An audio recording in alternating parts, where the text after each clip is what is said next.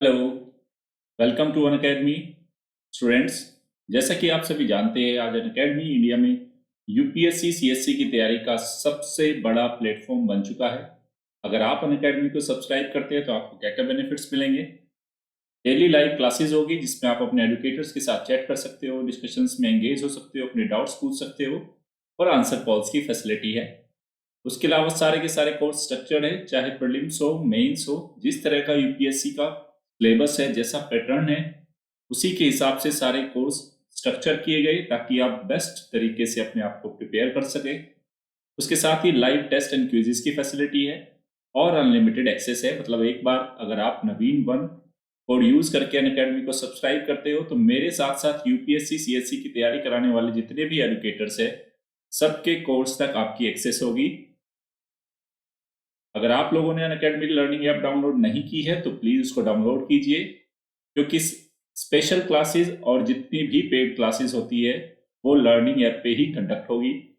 Android users उसको Google play से, Apple के यूजर एप्पल के ऐप स्टोर से डाउनलोड कर सकते हैं। मेरा नाम नवीन तंवर है। यूपीएससी के फील्ड में 6 ईयर का टीचिंग एक्सपीरियंस है, 6 टाइम मेंस और इंटरव्यू का एक्सपीरियंस है। मंथली करंट अफेयर मैगजीन का एडिटर हूँ। ज्योग्राफी से मैंने मास्टर्स किया है और ज्योग्राफी से ही यूजीसी नेट और जेआरएफ दोनों क्वालिफाइड हूँ। अगर आप मेरी क्लासेस के पीडीएफ चाहते हैं तो अनअकैडमी_नवीन तंवर पे जाके आप उसको डाउनलोड कर सकते हैं। और अगर अनअकैडमी पे मेरे बाकी कोर्सेज देखना चाहते हैं तो unacademy.com पे जाके नवीन तंवर नाम से मेरी प्रोफाइल को सर्च कीजिए और मुझे फॉलो करना शुरू कर दीजिए। मेरे साथ साथ अनअकैडमी पे आपको इंडिया के 100+ टॉप एडुकेटर्स से पढ़ने का मौका मिलेगा।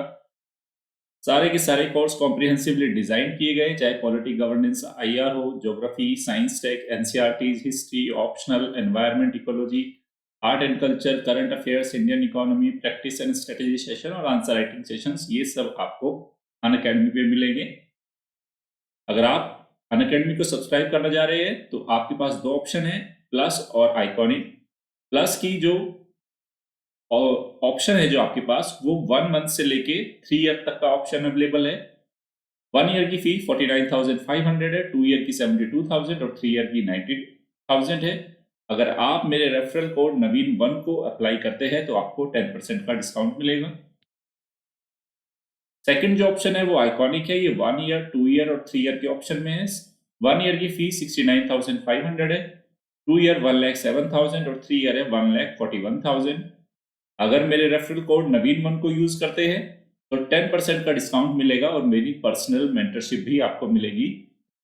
अगर आप अपने ऑप्शनल सब्जेक्ट को तैयार करना चाहते हैं तो वो आप अनअकैडमी पे, उसका भी आपके पास सब्सक्रिप्शन लेने का ऑप्शन है। ये 1 मंथ से लेके 3 ईयर तक का ऑप्शन है। मैं पर्सनली रिकमेंड करता हूं कि अगर आप कोई भी कोर्स ले, चाहे वो प्लस ले, आइकॉनिक ले या ऑप्शनल का ले, मिनिमम 1 ईयर का स्टूडेंट बहुत जरूरी है। मिनिमम 1 ईयर ले। जो 1 ईयर का ऑप्शनल है वो 27,500 है, 2 ईयर है 40,000 और 3 ईयर है 50,000। अगेन मेरे रेफरल कोड नवीन वन को अगर आप यूज करते हैं तो आपको 10% का डिस्काउंट मिलेगा। उसके साथ ही अनअकैडमी कॉम्बैट में आप पार्टिसिपेट कर सकते हैं। इस महीने 6 दिसंबर के दिन और 20 दिसंबर के दिन ये most competitive gamified UPSC CSC battle है। इसमें होगा क्या, 45 मिनट्स में 60 क्वेश्चंस होंगे, 13 कॉम्बैट्स होंगे, 6 सेक्शंस होंगे और रिलेटिव स्कोरिंग दी जाएगी। और ये हर फोर्टनाइटली होगा, यानी कि हर एक संडे को छोड़ के दूसरे संडे ये आयोजित किया जाएगा। जो फर्स्ट विनर है उसको एप्पल का मैक एयरबुक मिलेगा, सेकंड विनर को एप्पल आईपैड मिनी, थर्ड को एप्पल एयरपोर्ट्स और जो बाकी टॉप 10 या टॉप 100s, 10 नहीं टॉप 100s जो रैंकर्स है उनको ₹1000 का अमेजोन गिफ्ट वाउचर मिलेगा। तो आप इसमें जरूर पार्टिसिपेट करना। उसके साथ ही ध्यान रखना स्टूडेंट, अगर आप 10% का डिस्काउंट चाहते हैं और नवीन सर की पर्सनल मेंटरशिप चाहते हैं तो आपको नवीन वन कोड यूज करना है। ये वो कोड है जो आपके सिलेक्शन में लास्ट तक आपके साथ रहेगा। उसके साथ ही आप अनअकैडमी पे आप मेरा प्लस कोर्स देख सकते हैं, नीतिशास्त्र, सत्यनिष्ठा और अभिरुचि। हमारा जो आज का सेशन है वो उसके जैसे कि आप फीचर जानते हो, daily news analysis, daily current affair MCQs और टॉपिक ऑफ द डे। तो चलिए शुरू करते हैं 4 दिसंबर का करंट अफेयर। तो देखो आज की पहली जो खबर है, ये आज के द हिंदू की खबर है। इसमें लिखा है not using mask floats fundamental rights. Supreme court का कहना है कि अगर सार्वजनिक स्थानों पर लोग मास्क का और सोशल डिस्टेंसिंग का पालन नहीं करते तो इससे लोगों के मौलिक अधिकारों का उल्लंघन होता है। तो ये जो कहाँ पे जाएगी ये न्यूज, जनरल स्टडीज पेपर 2। देखते हैं पूरी खबर क्या है। देखो, खबर है सार्वजनिक स्थलों पर मास्क पहनना है जरूरी। तो सुप्रीम कोर्ट ने कहा कि जो लोग सार्वजनिक स्थलों पर मास्क नहीं पहनते और सोशल डिस्टेंसिंग का पालन नहीं करते, मतलब 2 गज की दूरी बनाए रखनी है और मास्क पहनना है, वे लोग दूसरे लोगों के मौलिक अधिकारों का उल्लंघन करते हैं। देखो, कई बार आपने देखा होगा स्टूडेंट्स, इतना आपको जागरूक बनना पड़ेगा। अगर आप किसी सार्वजनिक स्थल पे हो और अन्य लोग वहां पे मास्क नहीं पहनते, सार्वजनिक स्थल से मतलब आप किसी सड़क पे किसी ठेले पे हो, कहीं दुकान से कुछ परचेज कर रहे हो, या कहीं जहां पे पब्लिक गैदरिंग होती है, वहां पे लोग बाग अगर मास्क नहीं पहन रहे, सोशल डिस्टेंसिंग का जो पालन नहीं कर रहे, तो आपका हक बनता है स्टूडेंट्स कि आपका प्राण, आपके फैमिली का लाइफ बहुत ज्यादा इंपॉर्टेंस रखती है। तो आप उनको टोके। मैं खुद ये बात आप लोगों को कहना चाहता हूं। मैं पर्सनली अगर मुझे सार्वजनिक स्थल पे कोई लोग बिना मास्क के मिलते हैं तो मैं साफ बोलता हूं कि आपको मास्क पहनना चाहिए। और आप जिस दुकानदार के पास जा रहे हो उस दुकानदार को भी बोलो, अगर उसकी दुकान पे कोई कस्टमर आ रहा है वो मास्क नहीं पहनता, तो आप उस दुकानदार को भी बोलिए कि प्लीज आप थोड़ा स्टिक होइए, इन लोगों को कहिए कि बिना मास्क के आपको हम कोई भी सामान नहीं देंगे, क्योंकि स्टूडेंट्स अभी कोविड-19 गया नहीं है, ये आप सभी लोगों के बीच में है, हम सबको मिलके ही इससे लड़ना है। तो सुप्रीम कोर्ट ने भी यही बोला है, अगर सार्वजनिक स्थलों पर लोग बाग मास्क का नहीं लगाते, मास्क को, सोशल डिस्टेंसिंग को वो फॉलो नहीं करते, तब ऐसे में दूसरे लोगों के मौलिक अधिकारों को खतरा है, आपकी लाइफ को खतरा है। तो सुप्रीम कोर्ट की 3 सदस्यीय पीठ ने कहा कि सब्जी मंडियों में, या जो सब्जी मंडियां है लोगों की भीड़ से भरी हुई है, कोई सामाजिक दूरी का पालन नहीं कर रहा, कोई मास्क नहीं लगा रहा, तो ये जो सेंटर है वो एक तरह से सुपर स्प्रेड केंद्र बने हुए हैं। यहीं से, क्योंकि इसके साथ साथ आपने देखा होगा सब्जी मंडियों में अगर आप सब्जी की दुकानों पे जाते हो तो लोग वह कहीं फील ही नहीं हो रहा कि कोविड-19 जैसा कोई वायरस है या इस तरह की कोई डिजीज है। उसके अलावा सुप्रीम कोर्ट का यह भी कहना है कि जो शादियां हो रही है उसमें भी बहुत ज्यादा गैदरिंग है। तो सुप्रीम कोर्ट ये कहना चाह रही है कि कोविड-19 की जो गाइडलाइन है, ऐसा क्या है कि उसका पालन नहीं हो रहा। अगर उसका पालन नहीं हो रहा तो वास्तव में लोगों के मौलिक अधिकारों का उल्लंघन हो रहा है। तो सुप्रीम कोर्ट की पीठ ने कहा, यद्यपि देश भर में कोविड-19 मानदंडों के पर्याप्त रूप से क्रियान्वयन न होने पर चिंता व्यक्त की, लेकिन यहां पे सुप्रीम कोर्ट ने गुजरात हाई कोर्ट का 2 दिन पहले का एक डिसीजन था, वो मैंने यहां पे कोट किया। देखो देखो 2-3 दिन पहले क्या किया, गुजरात हाई कोर्ट ने एक डिसीजन दिया कि जो लोग मास्क नहीं पहन रहे, सार्वजनिक स्थलों पर सोशल डिस्टेंसिंग का पालन नहीं करते, एक काम करो, उन लोगों को पकड़ो और जो कोविड-19 के जो केयर सेंटर है वहां पे जाके बोलो कि वो कम्युनिटी सर्विस देंगे। हालांकि गुजरात हाई कोर्ट का जो इंटेंशन है उस पे सुप्रीम कोर्ट ने कोई प्रश्न चिन्ह नहीं लगाया, लेकिन सुप्रीम कोर्ट का कहना है कि नहीं, इस तरह का डिसीजन उचित नहीं है। तो गुजरात हाई कोर्ट के उस डिसीजन पे सुप्रीम कोर्ट ने स्टे लगा दिया, जिसमें गुजरात हाई कोर्ट ने कहा कि अगर सार्वजनिक स्थलों पर कोई इंसान मास्क नहीं लगा रहा, सोशल डिस्टेंसिंग का पालन नहीं कर रहे लोग बाग, तो एक काम करो, ऐसे लोगों को पकड़ के लाओ और जो कोविड सेंटर्स है वहां पे जाके उनको बोलो कि तुम जाके वहां लोगों की सेवा करोगे, देखभाल करोगे। तो उस पर रोक लगाया। सुप्रीम कोर्ट ने बोला ये उचित नहीं है, क्योंकि ये और भी ज्यादा डेंजरस हो जाएगा उन लोगों की लाइफ के लिए। सुप्रीम कोर्ट ने साथ ही में बोला कि कोविड-19 गाइडलाइन है, जो सरकार जो गाइडलाइन जारी कर रही है उसका जो पुअर इंप्लीमेंटेशन है, यानी कि सही से वो क्रियान्वित नहीं हो पा रही, उस पे भी चिंता व्यक्त की है। और पुलिस गाइडलाइन का उल्लंघन करने वालों के प्रति, मतलब बोला है कि जो पुलिस है, जो गाइडलाइन को फॉलो नहीं कर रहे, उनके प्रति कार्यवाही क्यों नहीं कर रही, ये उन्होंने पुलिस के ऊपर भी क्वेश्चन चिन्ह लगाया है। तो यहां पे गुजरात हाई कोर्ट के डिसीजन को स्टे भी किया। ओके, आगे चलते हैं। अगला जो ये टॉपिक है आज के द हिंदू की खबर है, speak for all religions, India tells UN. देखो, भारत ने यूएन में, देखो हर साल यूएन का एक सत्र होता है जिसको बोलते हैं सेशन फॉर, मैं आपको बता देता हूं, session for culture and peace, संस्कृति और शांति के लिए हर साल एक सत्र का आयोजन करती है यूनाइटेड नेशंस। और कब से कर रही है? 1997। तो इस सेशन में पहली बात जो ये खबर गई, कहां गई? अंतरराष्ट्रीय संगठन की खबर है, तो जनरल स्टडीज पेपर 2 है। जनरल स्टडीज पेपर 2 में खबर जाएगी। दरअसल भारत ने क्या कहा यूएन के अंदर कि आप जो जब भी यूएन के मंच से ज्यादातर आवाज उठाई जाती है तो केवल 3 धर्म के सामने ही खतरा दिखाया जाता है।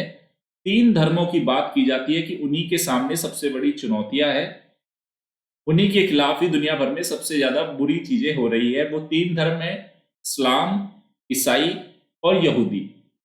तो भारत का कहना है कि जिस तरह की चिंताएं दुनिया भर में संयुक्त राष्ट्र इस्लाम, यहूदी और ईसाई धर्म के प्रति दिखा रहा है, उस तरह की चिंताएं दुनिया के दूसरे धर्मों के प्रति भी दिखाए, ऐसा इंडिया ने बोला इस सेशन में। देखते हैं पूरी खबर क्या है। ये देखो, खबर है संयुक्त राष्ट्र करे सभी धर्मों की सुरक्षा की बात। जैसे भारत ने संयुक्त राष्ट्र संगठन से कहा है कि वह 3 इब्राहिम धर्म, अब्राहिम रिलीजन है, 3 अब्राहिम रिलीजन, जिसके अंदर शामिल होते हैं यहूदी धर्म, ईसाई धर्म और इस्लाम। तो भारत कह रहा है कि संयुक्त राष्ट्र संघ इन 3 धर्मों के अलावा भी अन्य धर्मों के प्रति घृणा और हिंसा के खिलाफ अपनी आलोचना का विस्तार करे। मतलब जब भी यूएन बोलता है 3 रिलीजन के लिए ही बोलता है कि इनके प्रति दुनिया भर में घृणा बढ़ रही है, दुनिया भर में इन धर्मों के प्रति हिंसा बढ़ रही है, इनके अनुयायियों के प्रति। तो कौन से वो धर्म है? यहूदी, इस्लाम, ईसाई और इस्लाम। तो भारत का कहना है कि ये सिर्फ 3 धर्म और उसके अनुयायी नहीं है जिनके प्रति दुनिया भर में घृणा या हिंसा की घटनाएं देखने को मिल रही है, बाकी और भी धर्म है। तो संयुक्त राष्ट्र संघ इन धर्मों के अलावा अन्य धर्मों के प्रति भी चिंता व्यक्त करे। तो पहले तो जानते हैं इब्राहिमी धर्म क्या है, क्योंकि लिखा है ना इसमें कि 3 इब्राहिम धर्म। तो इब्राहिम धर्म क्या है? तो इब्राहिम धर्म उन धर्मों को कहते हैं जो ईश्वर को मानते हैं और अब्राहिम या इब्राहिम को ईश्वर का पैगंबर मानते हैं। दूसरा, इनके अंदर कौन होते हैं? यहूदी, इस्लाम, ईसाई, इस्लाम और जो वहाई धर्म होते हैं आदि लोग शामिल होते हैं। मेजर 3 है ये, यहूदी, ईसाई और इस्लाम। और ये कहाँ, इन धर्मों का ओरिजिन कहाँ पे हुआ था इब्राहिम धर्म का? ये मिडिल ईस्ट में पनपे थे और ये एकेश्वरवादी है, मतलब एक ही ईश्वर एक है ये मानते हैं। हमारे यहाँ तो जैसे हिंदू धर्म में हम बहुत सारे मानते हैं ना, 33 करोड़ देवी देवताएं हैं, तो इस तरह से इनका मानना ये है कि ईश्वर एक ही है।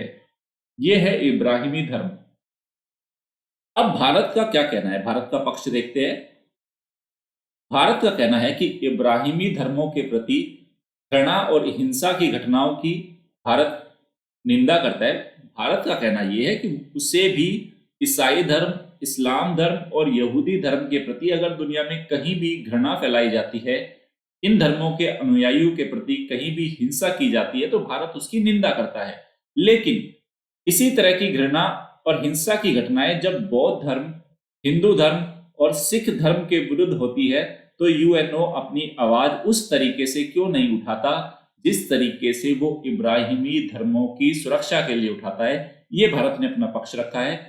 भारत ने अपना यह विचार किया कि संयुक्त राष्ट्र महासभा द्वारा, मतलब अपना जो ये विचार है वो संयुक्त राष्ट्र महासभा के शांति और संस्कृति पर आयोजित वार्षिक सत्र में प्रस्तुत किया, जो मैंने आपको बताया था। ये सत्र कब से आयोजित हो रहा है? 1997 से। ओके, आगे चलते हैं। देखो, कुछ भारत ने एग्जाम्पल दिए यूएन के सेशन में कि अफगानिस्तान के अंदर साल 2001 में बामियान एक जगह है, वहां पे एंशियंट बौद्ध धर्म की मूर्तियां थी, उसको आतंकवादियों ने खंडित किया था, बम से उड़ाया था।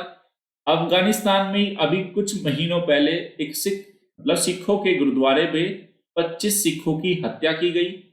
विभिन्न देशों के अंदर हिंदुओं और बौद्धों के मंदिर, मतलब बौद्ध धर्म के अनुयायियों के मंदिरों को तोड़ा जा रहा है।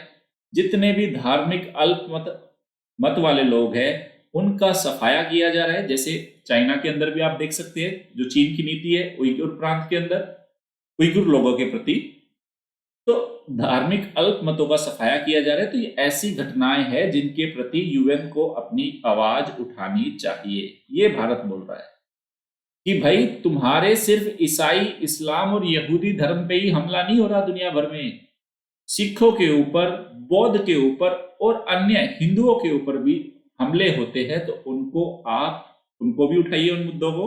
हालांकि ऐसा नहीं है कि यूएन ने कभी इस तरह के मुद्दे नहीं उठाए।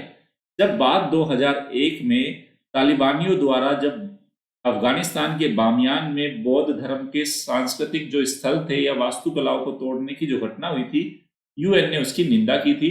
लेकिन भारत चाहता है, भारत का मानना है कि जो ये यूएन का प्लेटफॉर्म है, इस प्लेटफॉर्म को सभ्यताओं का एक संगठन बनाया जाए। मतलब दुनिया भर की जितनी भी सारी सभ्यताएं हैं, संस्कृतियां हैं, उसका प्रतिनिधित्व करे यूएन।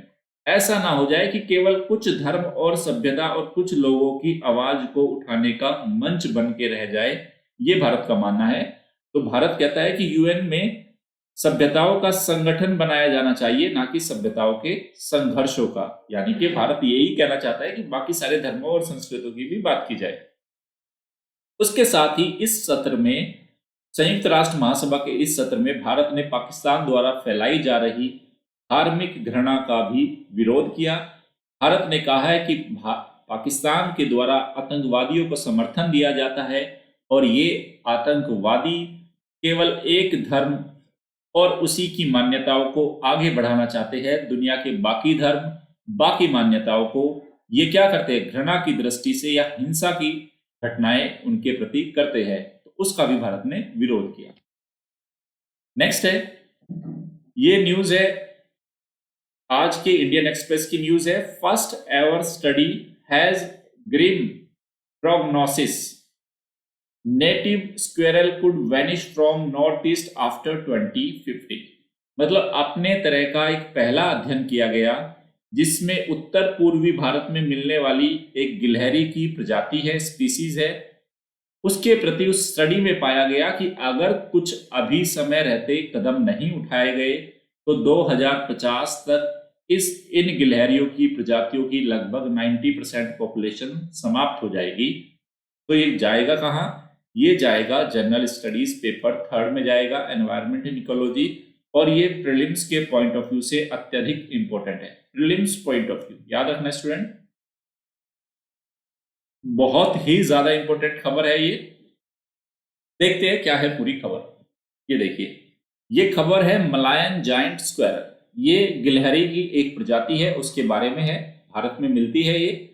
तो हाल ही में geological survey of India ZSI, जो पर्यावरण, वन और जलवायु परिवर्तन मंत्रालय के अधीन काम करता है, इसके द्वारा किए गए एक अध्ययन के अनुसार जो मलायन जायंट स्क्वेरल है, जिसको रातूफा बाइकोलर भी कहते हैं, जिसे वनों के स्वास्थ्य की संकेतक स्पीसीज माना जाता है। इंडिकेटर स्पीसीज वो होती है स्टूडेंट कि जिनके ऊपर अगर किसी भी तरह का जलवायु कोई परिवर्तन होता है या किसी भी तरह का चेंज आता है तो उस चेंज को ये रिफ्लेक्ट करती है। इसी कारण से इनको इंडिकेटर स्पीसीज भी बोला जाता है।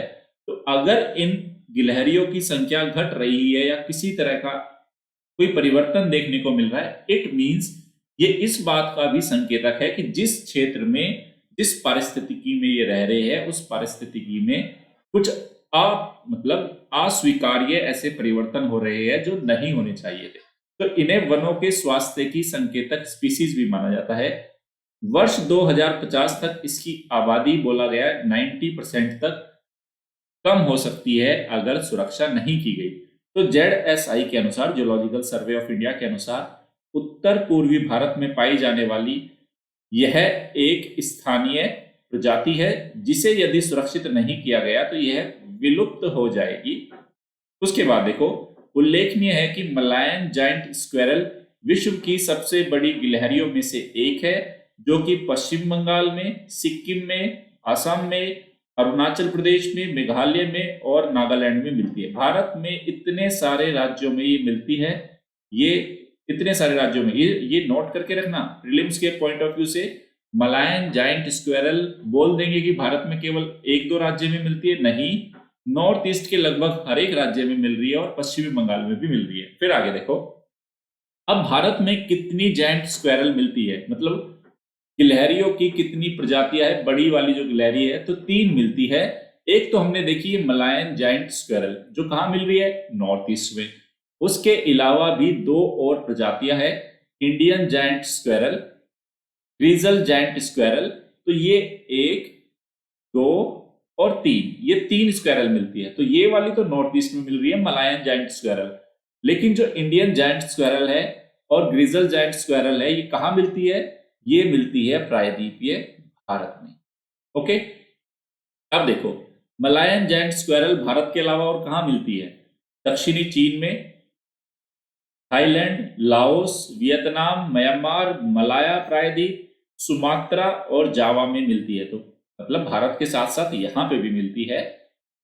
और IUCN की रेड डेटा लिस्ट में इनको नियर थ्रेटन्ड की सूची में शामिल किया गया। और भारत का जो वाइल्ड लाइफ प्रोटेक्शन एक्ट है, वन्य जीव संरक्षण अधिनियम 1972, इसके तहत भी इसको संरक्षण प्राप्त है। ये प्रीलिम्स के लिए काफी इंपॉर्टेंट है स्टूडेंट, प्रीलिम्स के लिए। ओके, अब ये देखते हैं ये मिलती कहां कहां पे है, मैं आपको बता देता हूं। यहां पे मैं आपको बता देता हूं, ये एवरग्रीन फॉरेस्ट में, सदाबहार प्लस सेमी एवरग्रीन फॉरेस्ट में, वनों में मिलती है ये। और समुद्र तल से 50 मीटर से 50 मीटर से लेके ये 1500 मीटर की ऊंचाई तक मिलती है। ये इनका रेंज है। अब इनके सामने प्रमुख खतरे कौन से हैं, क्यों इनकी संख्या कम हो रही है।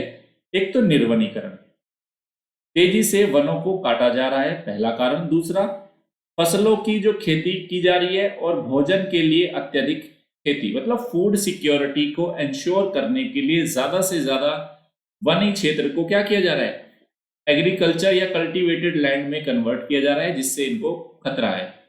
तीसरा, वन्य जीवों का इनका अवैध व्यापार भी होता है। चौथा, इनको कंजप्शन, इनको फूड के लिए, इनको खाने के लिए भी इनको मारा जा रहा है। और उसके साथ झूमिंग कृषि तो जानते हो ना, 3-4 साल एग्रीकल्चर किया, फिर उस लैंड को जला के उसके बाद फिर दूसरी जगह जाके खेती करने लगे। तो ये नॉर्थ ईस्ट में झूमिंग कृषि होती है। तो ये झूमिंग कल्टीवेशन हो गया। लोग बाग खाने के लिए इनको, मतलब अपने फूड में इस्तेमाल कर रहे हैं, उसके लिए मारा जा रहा है। अवैध व्यापार हो रहा है। फूड सिक्योरिटी के लिए फॉरेस्ट लैंड को कल्टीवेटेड लैंड में कन्वर्ट किया जा रहा है, उससे खतरा है, इनके आवास का खतरा हो रहा है। और निर्वनीकरण, ये इसके सामने प्रमुख खतरे हैं। ओके, आगे चलते हैं। जो अगली जो खबर है वो है how NRIs could vote by watch, कि एनआरआईज जो लोग हैं वो कैसे वोटिंग करते हैं, मतलब मतदान। भाई आप चुनाव में वोट डालते हो ना, तो जो एनआरआईज लोग हैं वो कैसे वोट डालते हैं, उससे जुड़ी हुई है ये आपका जो मुद्दा है। ये जनरल स्टडीज पेपर 2 का मुद्दा है। ओके, क्योंकि चुनावी मताधिकार का यहां पे मुद्दा है। सबसे पहले हम जानेंगे एनआरआईज क्या होते हैं। ठीक है, एनआरआईज के साथ हम एक और जानेंगे ओसीआईज क्या होते हैं, ओवरसीज सिटीजन्स ऑफ इंडिया। और बाकी अभी तक ये किस तरह से वोट डालते हैं, ये पूरा आज मुद्दा है। आज के ये इंडियन एक्सप्रेस में एक्सप्लेन्ड के टॉपिक में ही आया था। देखते हैं स्टूडेंट क्या है पूरा मुद्दा। देखो, एनआरआईज कैसे करते हैं मतदान, ये पूरा है, समझने की कोशिश करना। काफी अच्छा टॉपिक है ये। तो पिछले सप्ताह देखो बात क्या हुई। पिछले सप्ताह जो आपका इलेक्शन कमीशन है भारत का, उसने विधि और न्याय मंत्रालय से यह अनुमति मांगी कि वह विदेशों में रहने वाले NRIs, non resident Indians, non resident Indians. Okay, तो विदेशों में रहने वाले एनआरआईज को डाक मत पत्रों के जरिए अपने मतदान की अनुमति प्रदान करें। भाई विदेश में कोई भारतीय रह रहा है, ओके, अब वो भारत में चुनाव हो रहे हैं, लोकसभा के चुनाव, राज्यसभा के विधानसभा के चुनाव, राज्यसभा के नहीं, लोकसभा और विधानसभा, और वो अगर अपनी वोट डालना चाहते हैं तो मोटा मोटा तरीका क्या है, या तो भाई वो अगर वो अमेरिका में रह रहा है, ऑस्ट्रेलिया में रह रहा है, यूके में रह रहा है, फ्लाइट पकड़ के आए, इंडिया में आए, अपना वोट डाल के वापस चला जाए। तो यानी कि सिर्फ वोट डालने के लिए वो 2-3 लाख रुपए का खर्चा करे। तो लगातार एनआरआईज द्वारा डिमांड की जा रही थी कि आप हमें कुछ और ऑप्शन दीजिए, क्योंकि विदेशों से इंडिया में आना, फिर मोदी जी के लिए वोट डालना और फिर वापस से जाना हमारे लिए काफी महंगा पड़ रहा है। आप कोई सस्ता रास्ता या दूसरा कोई विकल्प निकाल के दीजिए। तो अभी लास्ट वीक ही निर्वाचन आयोग ने विधि और न्याय मंत्रालय से बोला है कि आप एक काम करो, पोस्टल जो बैलेट्स है, मतलब बैलेट्स मतलब आप भाई जो मत पत्र है वो डाक के जरिए विदेशों में वो वोट हम यहाँ से डाक पत्र भेज देंगे, उस डाक पत्र पे वो क्या करेंगे, अपना वोट मार देंगे, वापस इंडिया आ जाएगा तो हम वोट दे देंगे। तो उसकी परमिशन मांगी है। तो पूरा मुद्दा देखते हैं कि एनआरआईज वोट कैसे करते अभी तक, और उनसे वोट कराने के हमारे पास दूसरे क्या ऑप्शंस है उनको एक्सप्लोर करते हैं। ये देखो, तो उल्लेखनीय है कि चुनाव आयोग ने सरकार को कहा कि विदेश में रहने वाले भारतीय लोगों के प्रतिनिधियों ने चुनाव आयोग से अपील की है कि डाक मत पत्रों से वोट देने का विकल्प प्रदान किया जाए, क्योंकि सिर्फ मतदान के लिए उनके द्वारा भारत आना काफी महंगा पड़ता है। एनआरआईज लगातार बोलते रहे हैं, उन्होंने निर्वाचन आयोग को भी अपने लगातार मैसेज डाले, रिप्रेजेंटेटिव्स भेजे, लगातार मांग की है कि आप हमें कोई विकल्प दो वोट देने का। विदेश से आके इंडिया में वोट डाल के जाना हमारे लिए काफी महंगा पड़ता है। तो चुनाव आयोग ने केंद्र सरकार को इन्फॉर्म किया कि चुनाव आयोग का कहना है कि अगर आप ये बोलते हो कि इलेक्शन कमीशन, आप बताओ क्या आप टेक्निकली रूप से या आप प्रशासनिक रूप से तैयार हो क्या उनसे वोट डलाने के लिए। तो चुनाव आयोग कह रहा है कि मैं तकनीकी रूप से और प्रशासनिक रूप से तैयार हूं। अगर नेक्स्ट ईयर पश्चिम बंगाल के चुनाव हो रहे हैं, असम के चुनाव होंगे, केरल के, तमिलनाडु के और पुदुचेरी में चुनाव होंगे, उन चुनावों को एनआरआईज अपना वोट डाल सके, उसके लिए मैंने electronically transmitted postal ballot system को डेवलप कर लिया है, ETPBS। चुनाव आयोग ने कहा कि अगर आप मुझे बोलोगे तो मैं तो बिल्कुल टेक्निकली तैयार हूं। एनआरआईज को इंडिया में आने की जरूरत नहीं है, वो वहीं से बैठे बैठे जिस भी देश में है, ऑस्ट्रेलिया में है, बांग्लादेश में है, म्यांमार में है, थाईलैंड में है, वियतनाम में, दुनिया के जिस भी कोने में बैठे हैं, हम उससे वोटिंग डला लेंगे। ओके, मैंने वो सिस्टम को टेक्निकली डेवलप कर लिया। फिर देखो, तो पहले तो ये जानते हैं कि विदेशों में रहने वाले भारतीय वोट कैसे देते हैं। ये देखो, वोट इस तरह से करते हैं। अभी तक तो क्या होता है, जो एनआरआई है, नॉन रेजिडेंट इंडियंस है, वर्तमान में अपना वोट उस निर्वाचन क्षेत्र में देते हैं जिसका पता उनके पासपोर्ट में दर्ज है। भाई कोई एनआरआई है, सपोज करो वो राजस्थान से गया, वो एनआरआई है, वो राजस्थान से उठ के चला गया यूएसए, या वो चला गया कनाडा। अब ये राजस्थान से है और राजस्थान में भी इसका जो निर्वाचन क्षेत्र है, सपोज कर लो एक्स कोई निर्वाचन क्षेत्र है जहां पे इसका पासपोर्ट में पता लिखा है। तो अभी क्या होता है कि कोई भी एनआरआई जब वोट डालने के लिए आएगा तो जो उसका मतदान का जो बूथ होगा वो क्या होगा, जिसका पता उसके पासपोर्ट में दर्ज है, उसी पते के निर्वाचन क्षेत्र में वो जाके अपनी वोट डालेगा। और अपनी पहचान के लिए वो करेगा क्या, वो ओरिजिनल पासपोर्ट को मतदान स्टेशन पे दिखा देगा। जब भी वो वोट डालने जाएगा बोलेगा देखो भैया ये रहा मेरा पासपोर्ट, मैं एनआरआई हूं, मैं वोट डालने के लिए आया हूं, तो वहां वोट डाल सकेगा।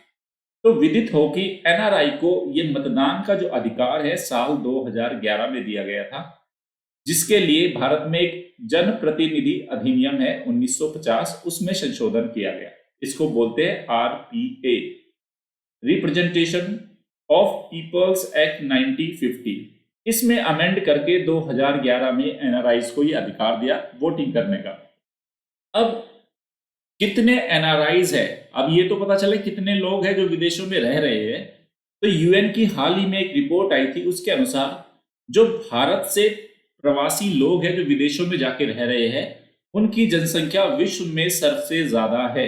यानी कि इंडियंस जो है सबसे ज्यादा माइग्रेट करते हैं, जो कि अभी 16 मिलियन है। आप देख सकते हो 1 मिलियन 1 लाख होता है, 10 मिलियन 1 करोड़, यानी कि 1 करोड़ 60 लाख लोग विदेशों में रहते हैं।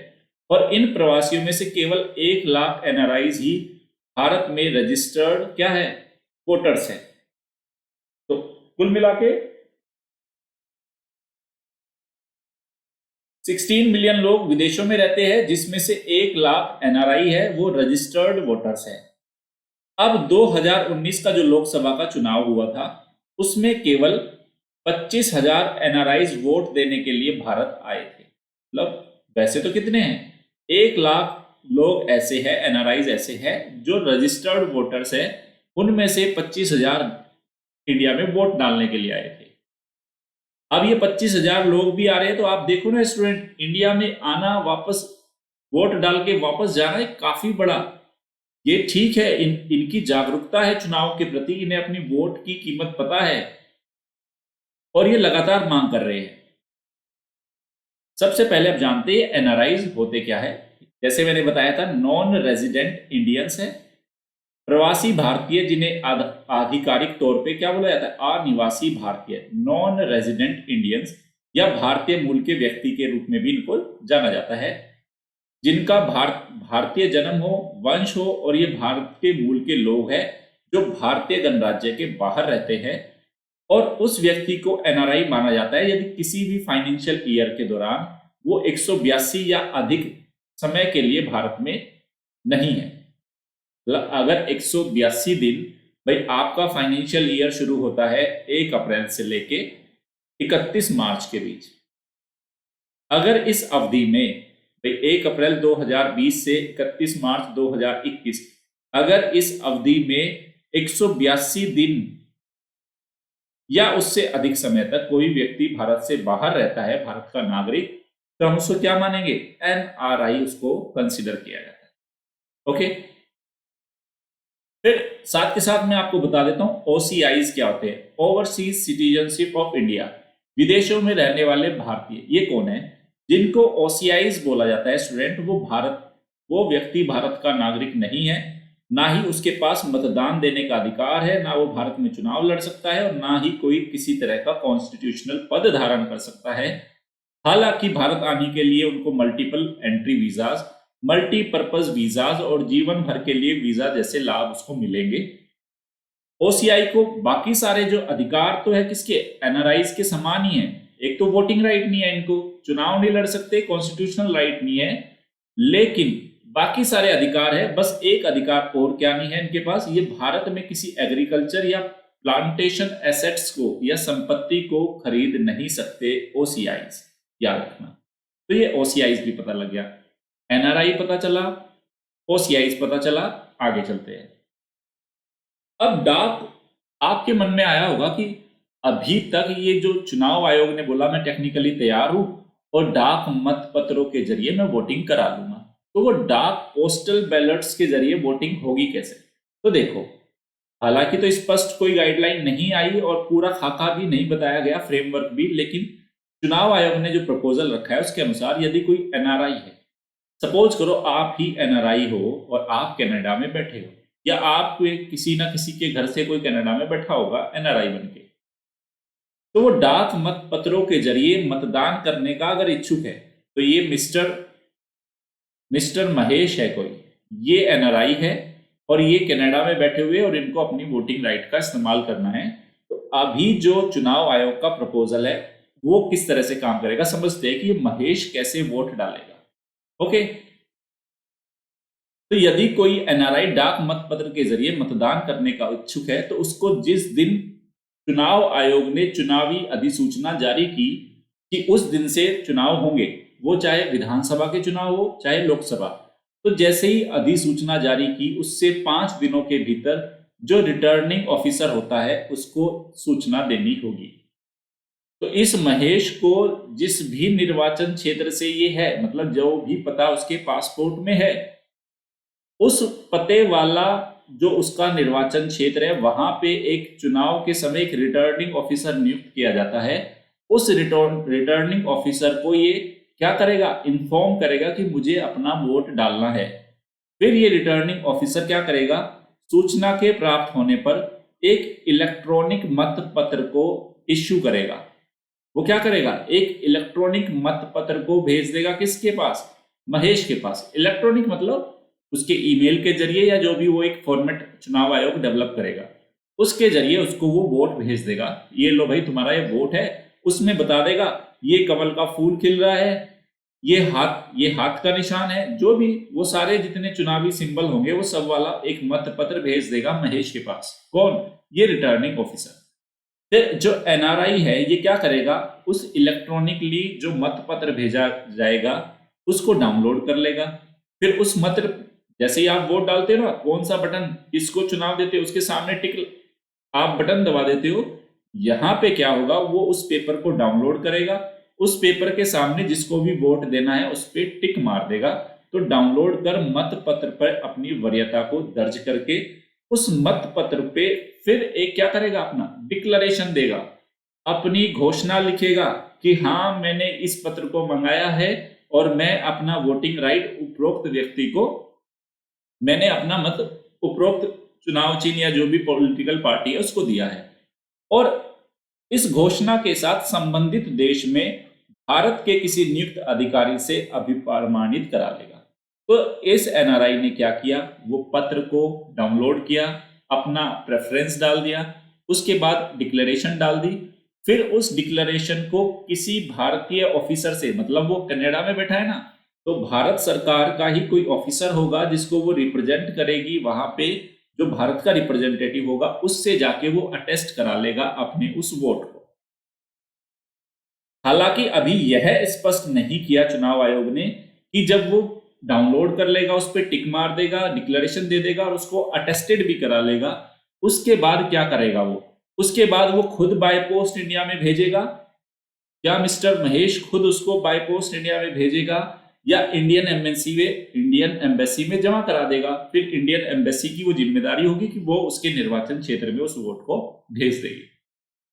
तो अभी यह स्पष्ट नहीं कि मतदाता स्वयं उस मत पत्र को पोस्ट करेगा या अपने मत पत्र को भारतीय दूतावास में जमा कर देगा, तो ये अभी क्लियर नहीं हुआ, लेकिन ये सिस्टम ऐसे ही होगा।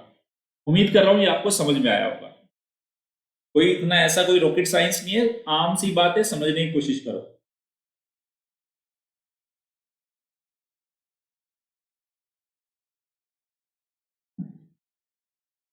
अब देखो आगे की कहानी, पृष्ठभूमि क्या है, ये पूरा मामला शुरू कब हुआ एनआरआईज की वोटिंग का। देखो गत कई वर्षों से जो एनआरआई है उनके द्वारा वोटिंग का विकल्प प्रदान करने की मांग की जा रही है।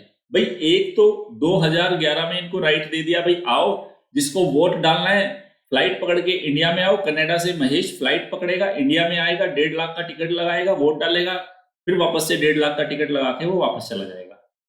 लेकिन ये काफी महंगा, मतलब कॉस्ट बेनिफिट एनालिसिस करेंगे तो महंगा पड़ रहा था ये सौदा उनको। तब इन्होंने लगातार बोले कि हमें दूसरे विकल्प दिए जाए। तो और पूर्व राज्यसभा सांसद है जो नवीन जिंदल, उन्होंने भी इसकी मांग की थी कि एनआरआईज को वोटिंग का ऑप्शन दिया जाए। और वर्ष 2013 और 14 में बहुत सारे एनआरआईज ने 3 रिट याचिकाएं भी दायर की थी सुप्रीम कोर्ट। तो ये अभी की बात नहीं है, काफी लंबा मुद्दा चल रहा है ये। फिर 2014 में लोकसभा चुनाव के बाद चुनाव आयोग ने क्या किया, एक 12 मेंबर कमेटी का गठन किया। एक ऐसी कमेटी का गठन किया जिसमें 12 मेंबर थे और उसको बोला, चुनाव आयोग ने क्या बोला उस कमेटी को कि हम आपको 3 विकल्प दे रहे हैं। 3 विकल्प है जिसपे आपको स्टडी करके बताना है कि कौन सा विकल्प ज्यादा बेटर रहेगा एनआरआई से वोट डलवाने का। पहला, डाक द्वारा मतदान। ओके, डाक द्वारा मतलब उनको डाक भेज दी जाएगी, जैसे अभी इलेक्ट्रॉनिकली डाक भेजी गई, उस पे प्रेफरेंस डालेंगे, प्रेफरेंस डालने के बाद एम्बेसी जो भी जैसे भी होगा कैसे भेजेगी या वो खुद भेजेगा वो वाला। दूसरा ऑप्शन है, चुनाव आयोग ने बोला इस ऑप्शन के बारे में भी स्टडी करके बताना कि विदेश में भारतीय मिशन पे जाके मतदान, मतलब एक काम कर सकते हैं हम दूसरा कि विदेश के अंदर ही जैसे भारत में चुनाव के बूथ लगते हैं वहीं पे जाके आपने बूथ लगवाए और भारतीयों को बोला कि आओ भाई आके यहाँ पे अपने वोट डाल जाओ। इसमें प्रॉब्लम क्या है भाई, विदेशों में सेंटर कैसे नहीं डेवलप हो सकते, इंडिया में तो क्या है भाई, ईवीएम मशीन है, उसके बाद बहुत सारे ऑफिसर्स है, आप जानते हो चुनाव के टाइम पे कितना बड़ा प्रोटोकॉल होता है। तो विदेश में इस तरह का पूरा सिस्टम डेवलप करना चुनाव के लिए एक अजीब सा एक प्रोसेस हो जाएगा। हो सकता है आपकी एम्बेसी है अफगानिस्तान के अंदर और अफगानिस्तान में भी इंडियंस रह रहे हैं और तालिबानियों को तो डेमोक्रेसी पसंद ही नहीं है। पता चल रहा है तालिबान के अंदर इंडिया का बूथ लगाया कि भारतीय जाके वोट डाल रहे, उन्होंने उसी को ही उड़ा दिया। ओके, तीसरा फिर लॉजिस्टिक्स, उसको लेके कैसे आओगे उन वोट्स को आप, वो एक प्रॉब्लम हो जाएगी। तो दूसरा ऑप्शन ये था कि भारतीय मिशन पे जाके ही वो मतदान करे। तीसरा ऑनलाइन वोटिंग, कि एक काम करते हैं ऑनलाइन वोटिंग ही डलवा लेते हैं उनसे। तो इन तीन ऑप्शन के बारे में चुनाव आयोग ने कहा कि आप स्टडी करके बताओ। 12 मेंबर एक कमेटी को बोला था। फिर देखो क्या हुआ, इस 12 मेंबर कमेटी ने क्या कहा। इस कमेटी ने कहा कि जो आप ऑनलाइन वोटिंग कराने का जो आपने ऑप्शन दिया वो तो ठीक नहीं है भाई, क्योंकि इसके अंदर जो प्राइवेसी का जो इश्यू है वो कॉम्प्रोमाइज हो रहा है। भाई ऑनलाइन वोटिंग कर रहा है, कैसे कर रहा है, बहुत सारे साइबर हैकिंग हो सकती है, वहां पे प्राइवेसी ब्रीच हो सकती है, वहां तो हम इसको परमिशन नहीं देते। तथा विदेश में भारतीय मिशन पर जाकर मतदान करने के विकल्प को भी नकार दिया। जैसे मैंने बताया था अफगानिस्तान में, अफ्रीका की किसी कंट्री में, चीन में खुद डेमोक्रेसी नहीं है और वहां पे अगर इंडियंस रह रहे हैं और आप बोलो चीन को या आप इंडियन एम्बेसी में वहां इस तरह की कोई व्यवस्था क्रिएट करो तो वो थोड़ा टफ हो जाएगा। तो उस विकल्प को भी नकार दिया क्योंकि इसने बोला इस तरह के रिसोर्सेज हमारे पास नहीं है। फिर वर्ष 2015 में इसी कमेटी ने अंतिम रूप से बोला भैया देखो, एक तो ऑप्शन था पोस्टल बैलेट्स भेज दो, यहां से बैलेट्स भेजी, ऑनलाइन वोटिंग का था, और तीसरा था भारतीय मिशन पे ही वहां पे चुनाव करा लो। उसने बोला कि हम इन तीनों विकल्प के अलावा मैं आपको 2 विकल्प और देती हूँ। इस 12 मेंबर कमेटी ने बोला चुनाव आयोग आपने 1 2 3 विकल्प बताए थे, उन पे हमने आपको बता दिया, हमारे पास भी 2 विकल्प और हैं, हम आपको बता रहे हैं। पहला विकल्प क्या बोला, ई पोस्टल बैलेट्स, जो अभी निर्वाचन आयोग ने विधि मंत्रालय को भेजा है कि इलेक्ट्रॉनिकली हम एक मेल भेज देंगे जिसी भी फॉर्मेट में, उसको वो बैलेट्स मिल जाएगा, उसको डाउनलोड कर लेगा, उस पर अपना प्रेफरेंस डाल देगा, खुद उसको डिक्लेयर कर देगा, उसके बाद उसको अटेस्ट करा लेगा और फिर वोटिंग हो जाएगी। दूसरा इसने बोला कि एक काम करो आप प्रॉक्सी वोटिंग करा लो। प्रॉक्सी वोटिंग का मतलब जो ये महेश जाके कनाडा में बैठ गया था, मिस्टर महेश जो कनाडा में बैठ गया था और इसको अपनी वोट निकालनी थी, ये तो इंडिया में नहीं आ सकता, ये इंडिया में नहीं आ सकता, राजस्थान में इसका वोट है, नहीं आ सकता। तो ये क्या करेगा, महेश अपनी ओर से इंडिया में अपना कोई रिप्रेजेंटेटिव क्या करेगा, उसको ये पावर दे देगा कि आप मेरी तरफ से जाके वोट डाल आइए। तो इस महेश ने अपने भाई सुरेश को बोला, जो राजस्थान में ही रहता है, कि भाई सुरेश एक काम कर, मैंने तुझे अपना वोटिंग राइट दे दिया, तू जाके मेरा भी वोट डालना। तो इसको बोलते हैं प्रॉक्सी वोटिंग। तो यही है, तो प्रॉक्सी वोटिंग के अंतर्गत ये देखिए, प्रॉक्सी वोटिंग के अंतर्गत पंजीकृत निर्वाचक अपने मतदान के अधिकार को अपने किसी प्रतिनिधि को दे सकता है। ये वाली, ये प्रॉक्सी वोटिंग का भी विकल्प रखा। फिर देखो फिर क्या हुआ, जो 2015 में इस 12 मेंबर कमेटी ने जब इस प्रॉक्सी वोटिंग का सजेशन दिया तो विधि मंत्रालय ने भी बोला कि ठीक है, ये प्रॉक्सी वोटिंग हमें समझ में आ रही है, कोई किसी का कुछ खर्चा नहीं लग रहा, बस वो डिक्लेयर कर देगा, रिटर्निंग ऑफिसर को बता देगा, इन्फॉर्म कर देगा कि भैया मेरी जगह ये बंदा आएगा और ये वोट डालेगा, वो उसको एम्पावर कर देगा। उल्लेखनीय है कि फिर 2017 में केंद्रीय कैबिनेट ने भी एनआरआईज को प्रॉक्सी वोटिंग के द्वारा मतदान करने का एक प्रपोजल पास कर दिया था।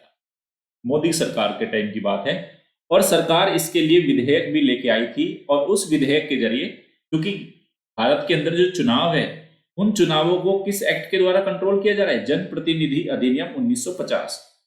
तो सरकार, मोदी सरकार उसके लिए एक अमेंडमेंट भी लेके आ गई थी 2017 में। किसके लिए? एनआरआईज की प्रॉक्सी वोटिंग कराने के लिए।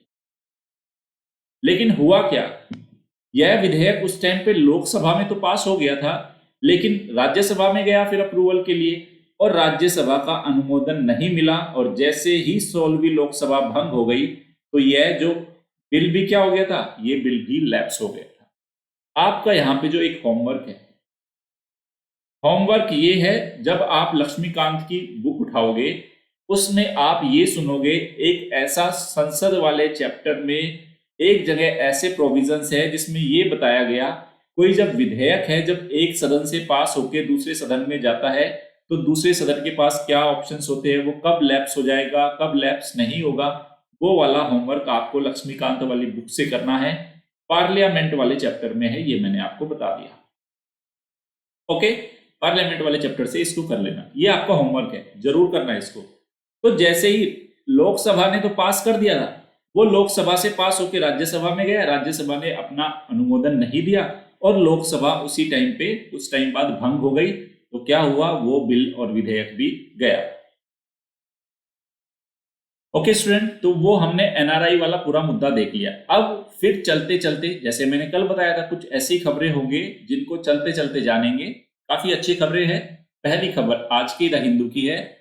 यूनाइटेड स्टेट्स ने क्या किया, चीन से जो आयात होने वाली कॉटन थी, मतलब जो कपास था, उस पे क्या बोला, उसको ब्लॉक कर दिया। क्या कह के कि वहां पे स्लेव लेबर हो रही है, मतलब बंधुआ मजदूरी, लोगों को दास बना के चाइना क्या करा रहा है, कॉटन का प्रोडक्शन करा रहा है। और उस कॉटन के इंपोर्ट पे यूएस ने ब्लॉक लगा दिया, उस पे प्रतिबंध लगाया है। देखो, लगातार ही बहुत सारे चीन के ऊपर आरोप लगते रहे हैं कि वो ह्यूमन राइट्स का वायलेशन करता है, ह्यूमन राइट्स को अब्यूज करता है। तो अभी जो ये खबर है, जैसे कि आप सभी जानते हो, चीन का एक जिनजियांग प्रांत है, जिंगजियांग प्रांत है, वहां पे जो उइगुर कम्युनिटी के जो लोग रहते हैं, उनके खिलाफ जो चाइना के ऊपर आरोप लगाया जाता है कि उनको बंधक बना के रखा हुआ है, उनके जो ह्यूमन राइट्स है उसका चीन ने उल्लंघन किया है और उन्हीं लोगों से ये कपास को उत्पादित करा रहा है। तो अमेरिका कहता है हम इस तरह की कपास को इंपोर्ट नहीं करेंगे। ये एक मुद्दा है। ओके, नेक्स्ट चलते हैं। अब ये काफी एक अच्छा मुद्दा है। चाइना की जो फर्टिलिटी रेट है वो बिलो वार्निंग लेवल आ चुकी है, चीन के ऑफिशियल्स इस बात को कह रहे हैं। देखो, आपको याद हो, चीन में पहले वन चाइल्ड पॉलिसी थी, वन चाइल्ड पॉलिसी कि एक ही बच्चा होगा, एक से ज्यादा बच्चा नहीं होगा। तो अपनी बढ़ती हुई जनसंख्या को कंट्रोल करने के लिए चीन ने इस पॉलिसी को अपनाया था। काफी दशकों तक ये पॉलिसी चलती रही।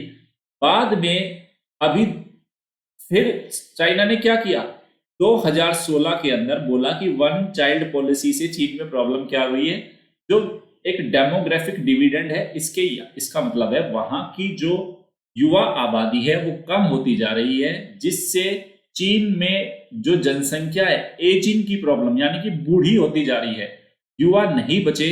तब 2016 में बचे हैं लेकिन उनकी संख्या वो भी लगातार ओल्ड होते जा रहे हैं।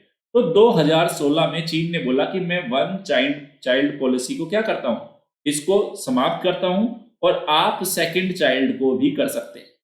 सेकंड चाइल्ड का भी परमिशन दी गई, लेकिन ये परमिशन देने के बावजूद भी चीन के लोग अब इच्छुक नहीं है और बच्चे पैदा करने के लिए।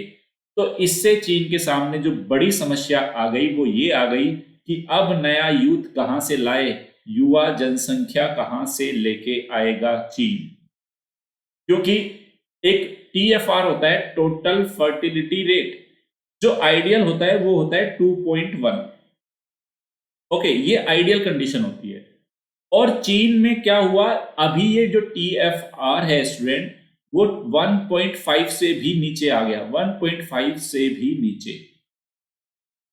यानी कि इसका मतलब है चीन की जनसंख्या तेजी से घटेगी, नए बच्चे नहीं होंगे, युवा आबादी कम होगी, तो चीन लगातार एक बूढ़ा देश बन जाएगा आने वाले सालों में, जिसके प्रति काफी चिंता व्यक्त की गई है।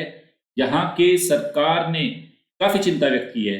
देखो अब यहाँ पे इसमें यह भी बताया गया कि सरकार ने बहुत सारे कदम उठाए हैं पिछले 4-5 सालों में कि लोग बाग चीनी लोग और ज्यादा बच्चे पैदा करें, लेकिन बहुत सारे कदम उठाने के बावजूद भी चीनी लोग नए बच्चा पैदा करने के फेवर में नहीं है, वो इस चीज के प्रति अपनी इच्छा जाहिर नहीं कर रहे। तो इवन ये भी बोला है, जो चीन के ऑफिशियल्स बोल रहे हैं कि जरूरी नहीं कि जो बच्चे हैं वो शादी, मतलब 2 लोग शादी करें उसके बाद ही बच्चे पैदा हो। ये क्या कह रहा है देखो यहाँ पे कि इसने ये भी बोला, देखो, now the demographers call on government to immediately lift restrictions on having babies.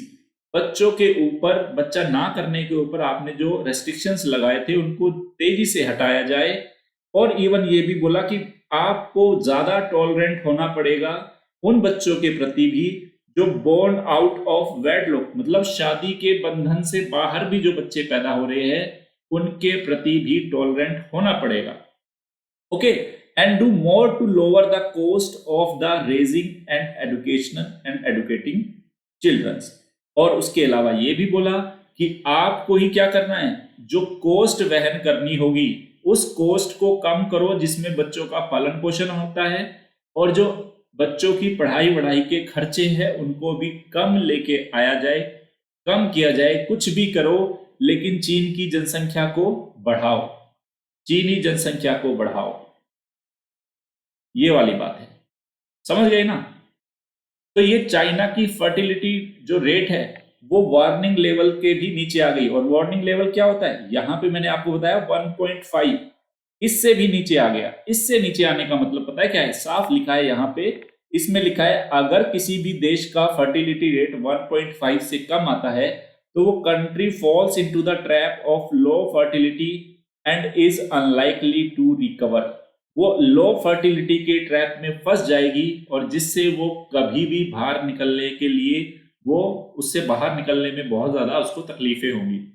तो चीन के सामने एक बड़ी समस्या है। तो ये मुद्दा था आज के इंडियन एक्सप्रेस की खबर थी। इसको आप कहां ले सकते हो, जनरल स्टडीज पेपर 1 में सोशल इश्यू है, जरूरी नहीं है चीन का हो, तो इंडिया में भी आप इसको कंसीडर कर सकते हैं। उसके साथ ही जनरल स्टडीज पेपर 2 वहां पे भी जाएगा, आईआर का एक इश्यू है, तो ये आप इसको तैयार रखना। और general studies paper 3 human resource में भी जाएगा ये। तो जीएस पेपर 1, 2, 3 तीनों में ये जा रहा है। नेक्स्ट देखो, ये बहुत ही उम्दा खबर है स्टूडेंट, बहुत ही ज्यादा उम्दा। इस खबर को आप एक केस स्टडी के रूप में यूज करेंगे। केस स्टडी देखो क्या है ये केस स्टडी। महाराष्ट्र के शोलापुर में एक अध्यापक है, नाम है रंजीत सिंह दिसाले। इनको ग्लोबल टीचर प्राइज मिला है 2020 का, दुनिया का सबसे बड़ा टीचर प्राइज है, जिसके तहत जो विजेता होता है उसको $1 मिलियन मिलते हैं, $1 मिलियन मिलते हैं। अब इनकी कहानी बहुत ही प्रेरणादायक। ये जो रंजीत सिंह दिसाले है स्टूडेंट, ये एक इंजीनियरिंग ग्रेजुएट थे जिन्होंने इंजीनियरिंग को छोड़ के उसके बाद एक प्राइमरी टीचर बन गए। और इन्होंने अपने गांव में ही जो लड़कियों की एजुकेशन के लिए काम करना शुरू किया। अब इन्होंने जो एक अच्छा काम क्या किया कि क्योंकि इंजीनियर थे, इन्होंने QR कोड डेवलप किए। जैसे आप पेमेंट में करते हो ना, स्कैन करते हो QR कोड, पेमेंट हो जाता है, इसी तरह से इन्होंने एजुकेशनल मटेरियल को डेवलप किया, उसकी ऑडियो और वीडियो क्लिप्स बनाई। बस उसके लिए करना क्या है, QR कोड से स्कैन करना है, तो आपको एजुकेशन का जो मटेरियल है वो क्या, चाहे वो ऑडियो फॉर्म में हो, चाहे वो वीडियो फॉर्म में हो, या वो टेक्स्ट फॉर्म में हो, सब फॉर्म में अवेलेबल हो जाएगा और इजीली आप पढ़ सकोगे। दूसरा, इन्होंने काम क्या किया, उसको मदर टंग में बच्चों को उनकी मातृभाषा में उस मटेरियल को प्रोवाइड कराना शुरू कर दिया। तो 2020 का जब नॉमिनेशन चल रहा था ग्लोबल टीचर प्राइज के लिए, इस नॉमिनेशन में दुनिया भर से 12,000 लोगों ने पार्टिसिपेट किया, टीचर्स ने, इन्होंने भी पार्टिसिपेट किया और इनको फाइनली ये अवार्ड मिल गया $1 मिलियन का। अब कहानी यहां से शुरू होती है। ये तो मैंने आपको पूरा बता दिया क्या किया, कैसे कर रहे हैं। अब देखो, जो टॉप 10 जितना भी इनको पैसा मिला ना, जितना भी इनको पैसा मिला, इन्होंने क्या करा कि जो पैसा मिला इनको $1 मिलियन जो पैसा मिला उसका जो 50% है, इसने जो टॉप 10 कंटेंडर थे ना, जो टॉप 10 की लिस्ट में बाकी टीचर शामिल थे, उसका 50% बाकी 9 में बांट दिया। 50% रखा अपने पास और 50% जो सेकंड रैंक से लेके 10th रैंक तक के बाकी टीचर्स थे उनको इन्होंने उनके बीच में बराबर बराबर बांट दिया।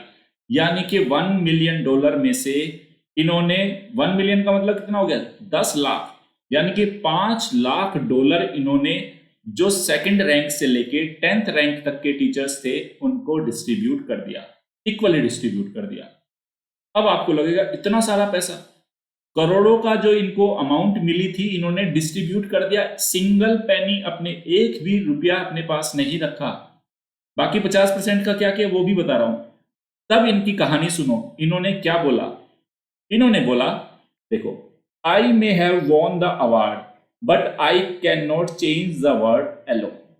इन्होंने क्या बोला कि ठीक है ये अवार्ड मैंने जीत लिया, लेकिन इस दुनिया को बदलने के लिए मैं अकेला काफी नहीं हूं। ये जो बाकी टीचर्स है, ये टीचर्स कल के नवीन विश्व का, नवीन भारत का, या जो से टीचर जिस भी देश के हैं, वो उसका एक नया आकार देने वाले, बच्चों को नए भविष्य देने वाले, उनके करियर को आकार देने में इनका बहुत बड़ा रोल है। मैं अकेला इस काम को नहीं कर सकता, मुझे इन सारे लोगों की, इन सारे टीचर्स की जरूरत है दुनिया भर के। आप, इसलिए यही बोला इसने, I may have won the award, मैं इस अवार्ड को जीत गया, कोई नहीं, और ठीक है मेरे अंदर वो पोटेंशियल था, मैं जीत भी गया, लेकिन मैं अकेला दुनिया को नहीं बदल सकता ना, मुझे बहुत सारे लोग चाहिए मेरे जैसे बदलाव के लिए। और अगर ये सारा 1 मिलियन पैसा मैं ही लेके बैठ गया तो भैया जो बाकी सेकंड रैंक से लेके जो 10th रैंक तक के जो टीचर्स थे, जो रनर अप थे, उन्होंने भी तो काम किया ही है ना। तो कितना शानदार एग्जाम्पल है स्टूडेंट्स। तो ये रंजीत सिंह दिसाले है, इन्होंने बाकी 50% अमाउंट को इन बाकी 9 लोगों में बांट दिया।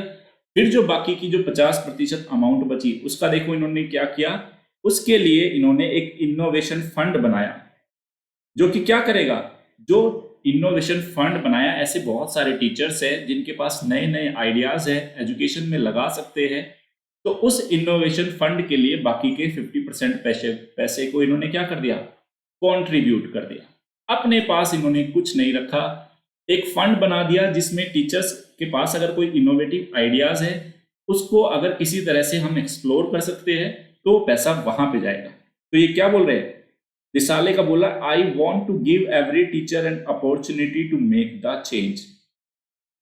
बाकी का 50% पैसा इनोवेशन हब में देते हुए इन्होंने क्या बोला कि मैं चाहता हूं कि जो टीचर्स है उनके पास ये मौका हो कि वो समाज में, व्यवस्था में, दुनिया में एक बदलाव और एक परिवर्तन लेके आ सके।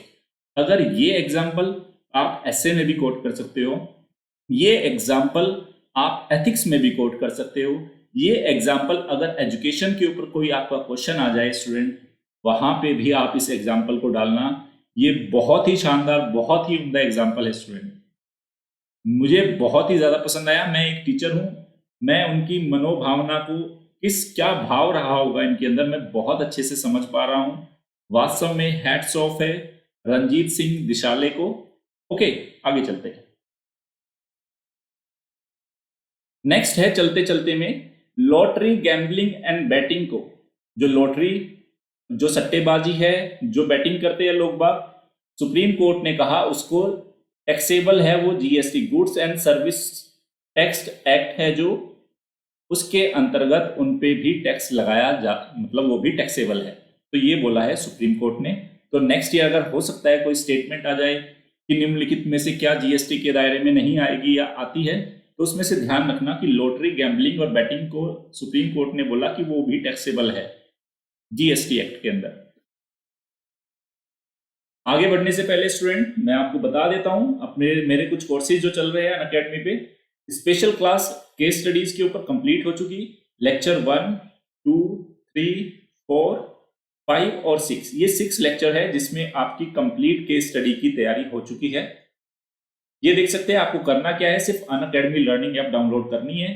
ये जीएस पेपर 4 है, केस स्टडी मेंस में आता है। जनरल स्टडीज पेपर 4 एथिक्स वाला, उसका सेकंड पार्ट जिसमें 120 मार्क्स की केस स्टडी है और 130 मार्क्स का थ्योरी वाला हिस्सा है।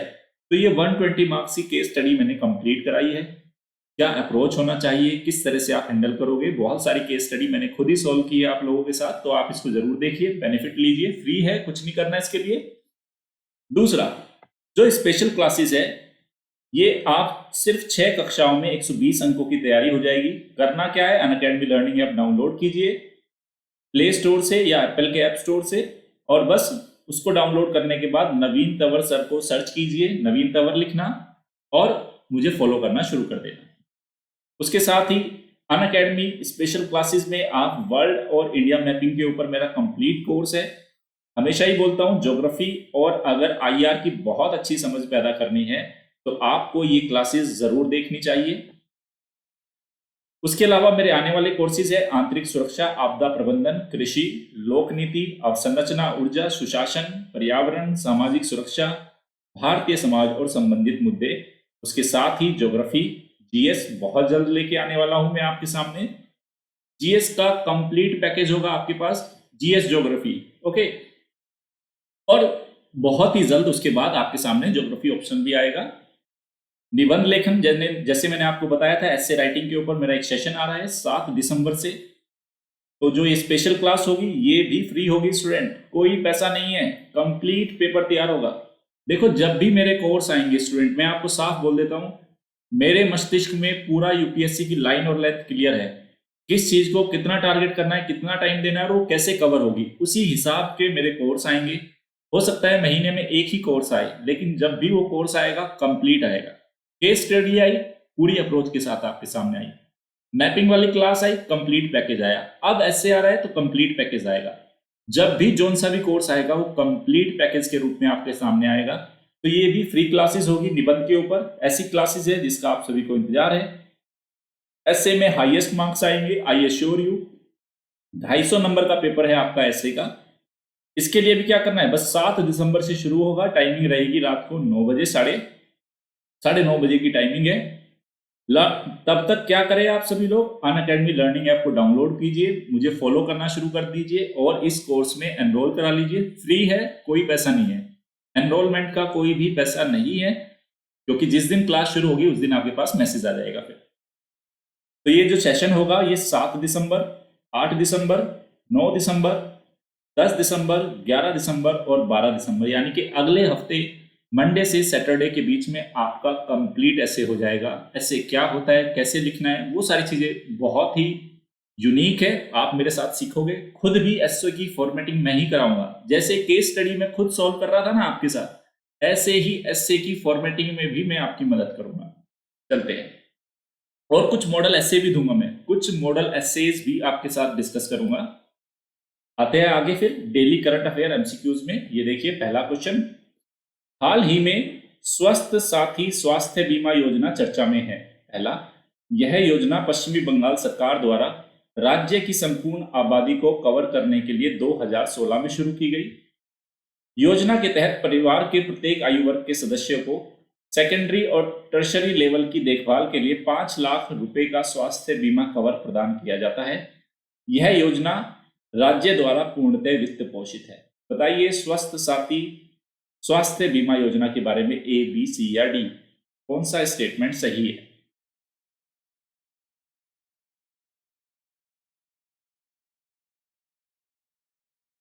तो समझ के जवाब देना आप लोग।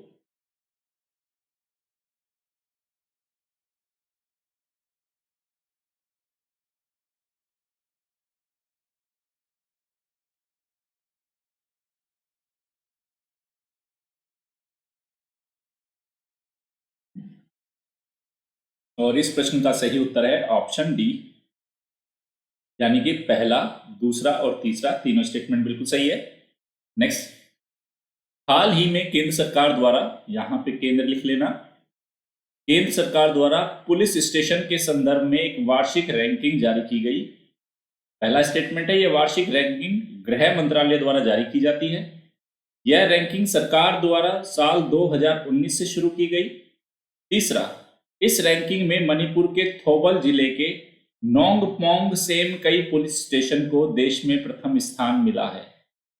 अब आप बताइए ए, बी, सी या डी, सही उत्तर क्या है? सही उत्तर क्या है?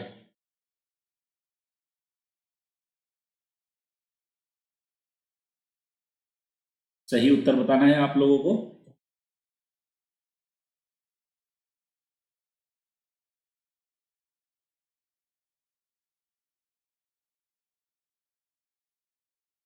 और इस प्रश्न का जो सही उत्तर है वो है ऑप्शन बी। ये देखिए, पहला स्टेटमेंट सही है, हर साल जो रैंकिंग है ये होम मिनिस्ट्री जारी करती है। सेकंड रॉन्ग है, क्योंकि 2019 से नहीं 2015 से नरेंद्र मोदी जी ने बोला था कि इस तरह की एक रैंकिंग आनी चाहिए, तब से, तो ये 19 इसका गलत हो गया। तीसरा है, इस रैंकिंग में अभी मणिपुर को थोड़ा सा इसकी स्पेलिंग ठीक कर लेना, मणिपुर ऐसे लिखा जाता है, टाइपिंग एरर है। मणिपुर के थोबल जिले के नोंगपोई सेमकई पुलिस स्टेशन है, उसको फर्स्ट अवार्ड मिला है। ओके, तो ये हो गया ऑप्शन बी।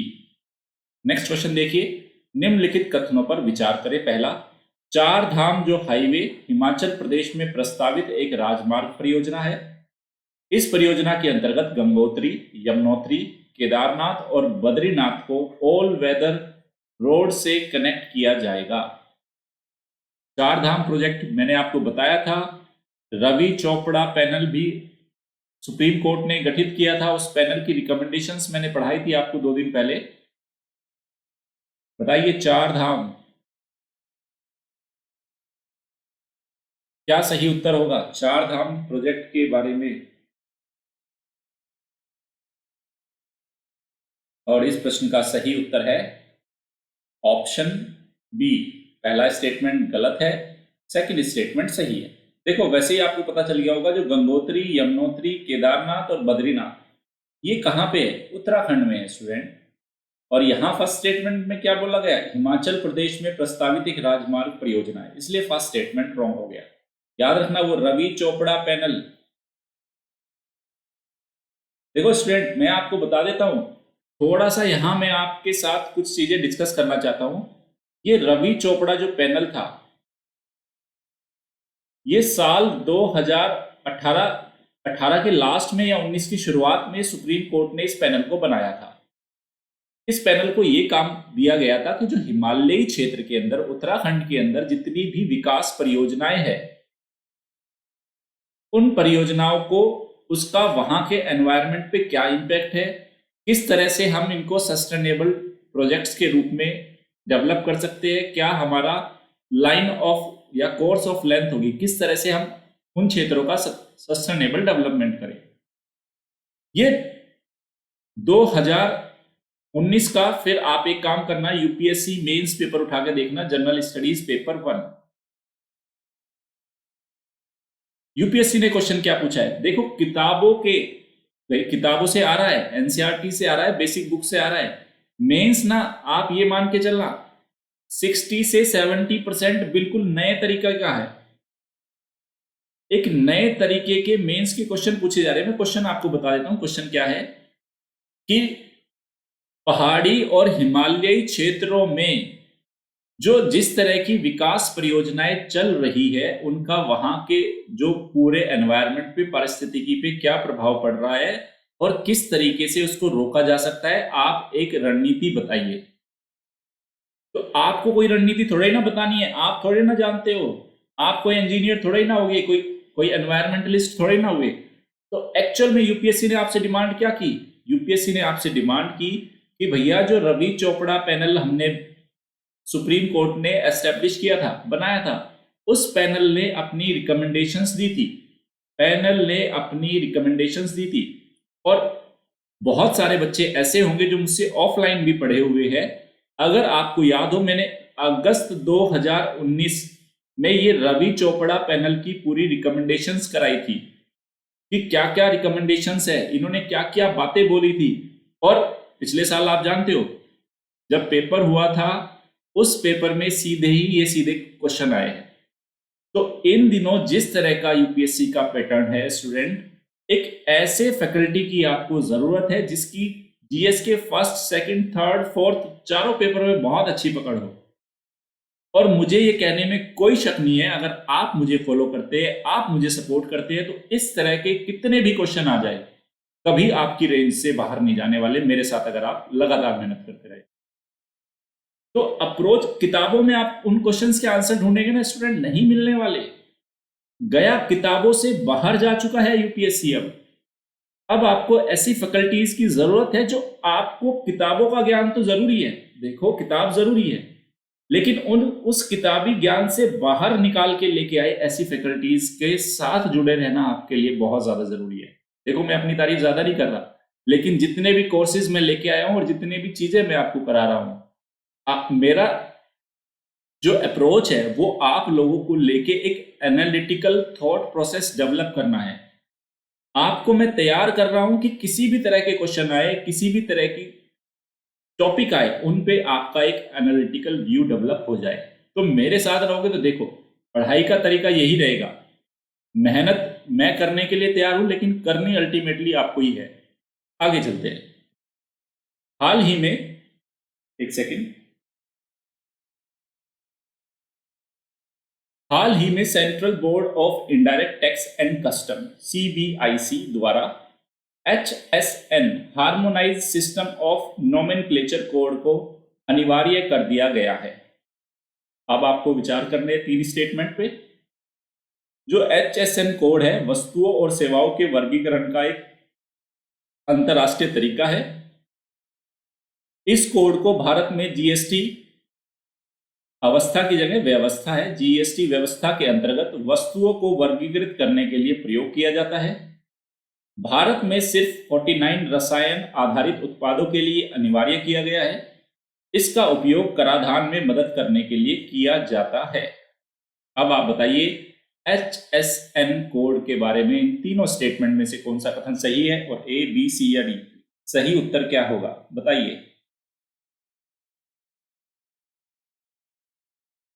सही उत्तर क्या है?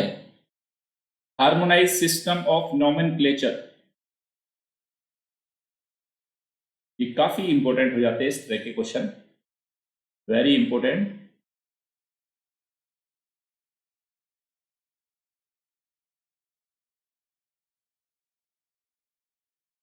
और इस प्रश्न का सही उत्तर है ऑप्शन डी। ऑप्शन डी, ये देखिए पहला स्टेटमेंट भी सही है, वस्तु और सेवाओं के वर्गीकरण की एक अंतरराष्ट्रीय मेथड है और जीएसटी के अंतर्गत वस्तु और सेवाओं को वर्गीकृत करने के लिए इसका इस्तेमाल किया जाता है। सेकंड भी स्टेटमेंट सही है और थर्ड स्टेटमेंट भी सही है।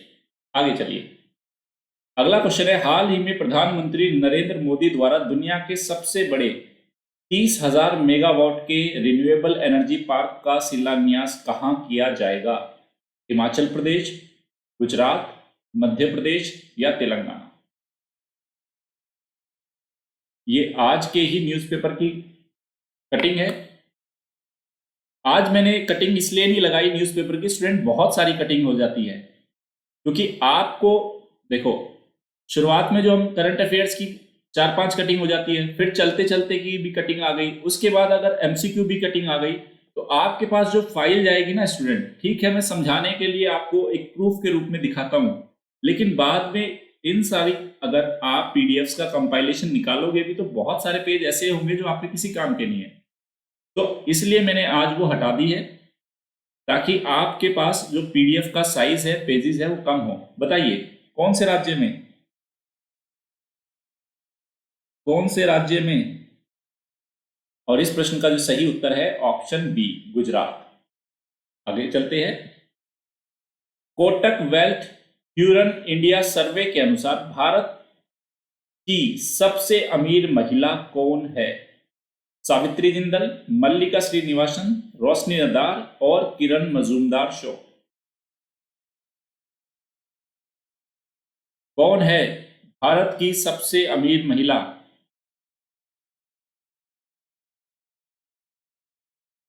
ए, बी, सी या डी?